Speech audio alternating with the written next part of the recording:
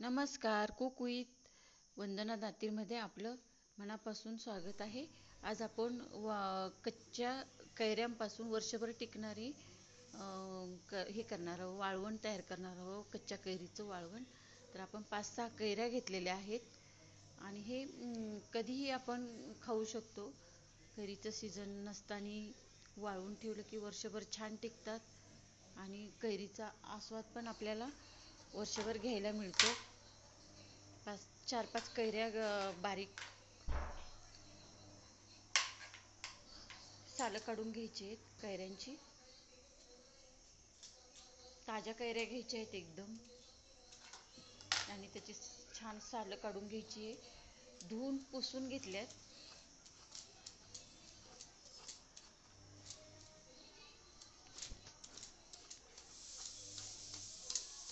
सालं काढल्यानंतर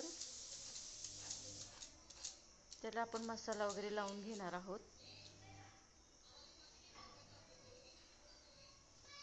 हे बघा, अशा प्रकारे सर्व अशी कैरीची सालं काढून घ्यायची आहेत. छान बाजारात आता छान कैऱ्या पण यायला लागल्या आहेत आणि त्यामुळं आपण हे असे प्रकारचं वाळवण कैरीचं तयार करून ठेवू शकतो. कधीही आपल्याला चटपटीत वाटलं तरी आपण खाऊ शकतो. अशा सगळ्या कैऱ्यांची सालं काढून घेतलेली आहेत मी.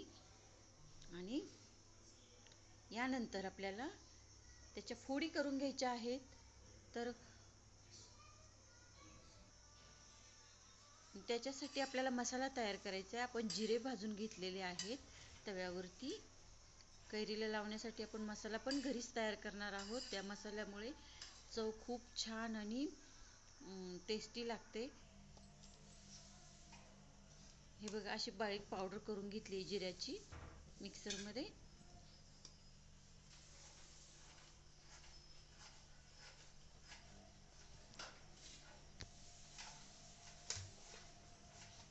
कैरीचे वेफर्स पण आपण करू शकतो. किसून चकल्या करून घ्यायच्या आहेत. त्याला सुद्धा आपण मसाला लावून फक्त वाळवताना त्या सुट्ट्या करून वाळवायच्या आहेत, म्हणजे चिकटत नाही एकमेकाला.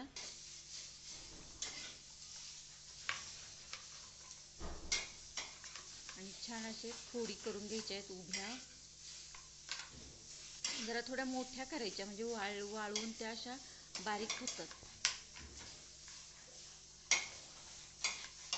हे बघा, काही मी चिप्स केलेत आणि काही अशा फोडी करणार आहे फिंगर चिप्स सारखे.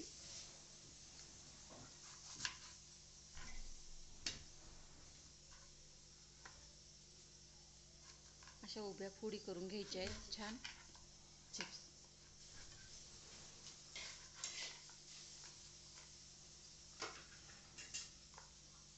अशा प्रकारे सर्व आंब्यांच्या फोडी तयार करून घ्यायच्या आहेत.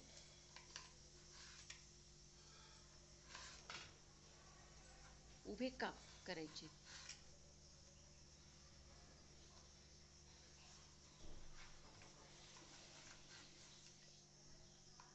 आणि मग त्याला मसाला लावल्यानंतर खूपच छान टेस्ट येते.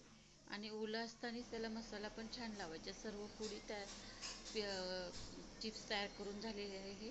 त्यासाठी आपण मसाला घेतला आहे. हळद घेतली, जिऱ्याची पूड घेतली, लाल तिखट घेतले आणि सैंधव मीठ घेतलं आहे.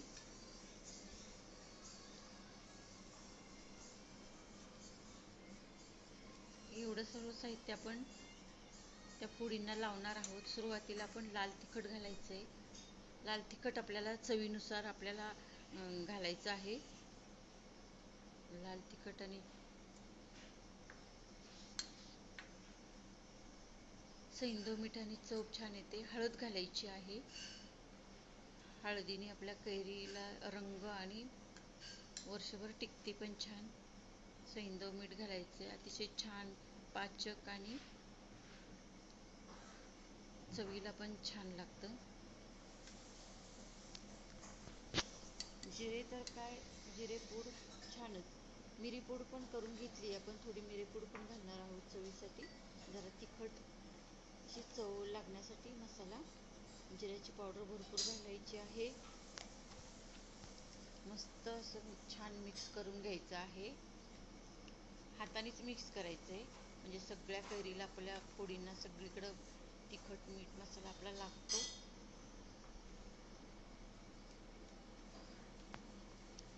जेवताना अगदी 2 तुकडे जरी घेतले खायला तरी अगदी जेवणाची एकदम लज्जत वाढते. खूपच चविष्ट जेवण लागतं.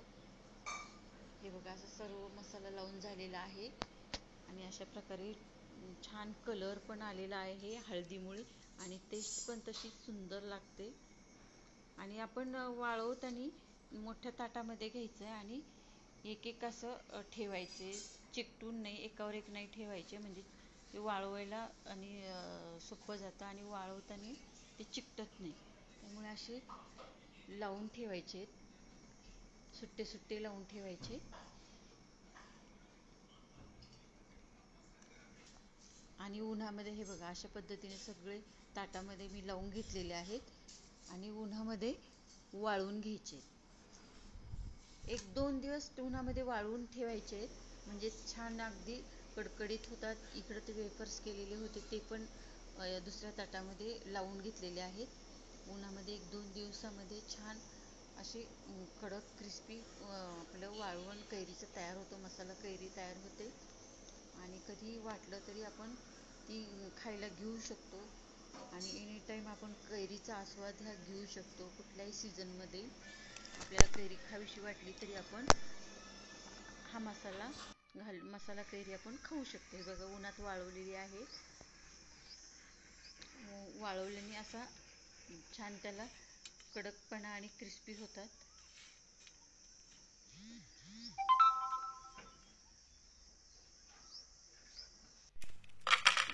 वाळून झालेली आहे, पूर्ण वाळलेली आहे